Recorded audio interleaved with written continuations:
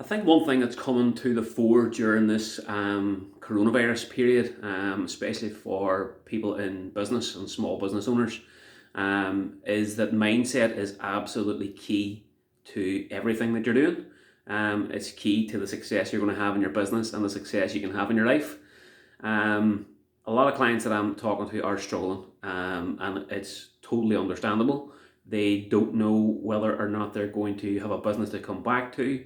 They don't know what shape or form that business is going to be in, how long this pandemic and economic close down is going to last, and how they're going to be able to get themselves up and running again, and back to the level they were at before the whole pandemic kicks in. And the questions that I'm sort of asking now are the questions that I am hearing coming from clients. And one of the big things that you can do as a small business owner is you can ask yourself some different questions. So rather than asking yourself questions like, will I be able to reopen, or how bad are things going to get, then you really should be asking yourself better questions and more important questions.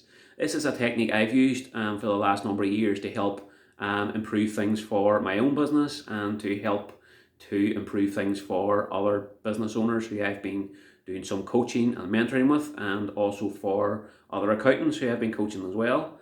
So instead of asking yourself those types of questions, try to reframe the question. Give yourself a moment to think of another way of asking the question. So if the thought and the question that you have in your mind is, how am I going to get my business back together again after this pandemic?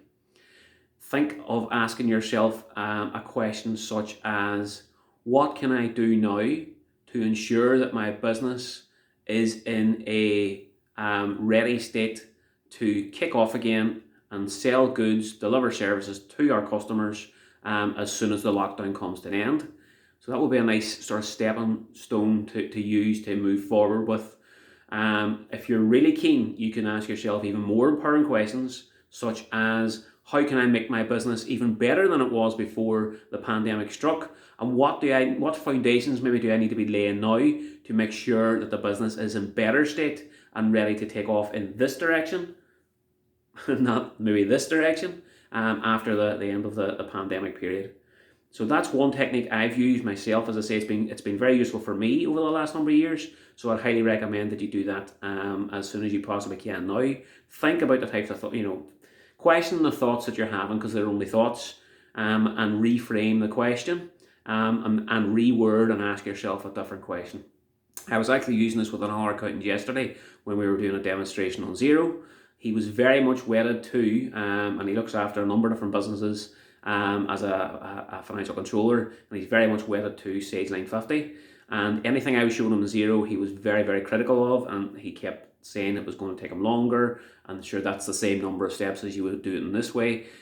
And it just became a case that all he was doing was completely looking for obstacles and challenges and problems all the time, rather than thinking, how could this work?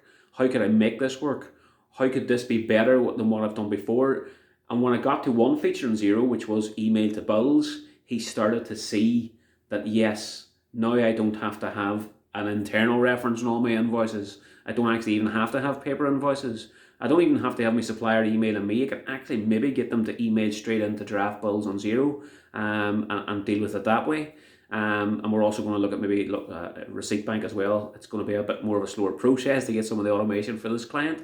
But I got him to start to see gradually, and got him to ask a slightly different question during that process to open his mind to the possibilities.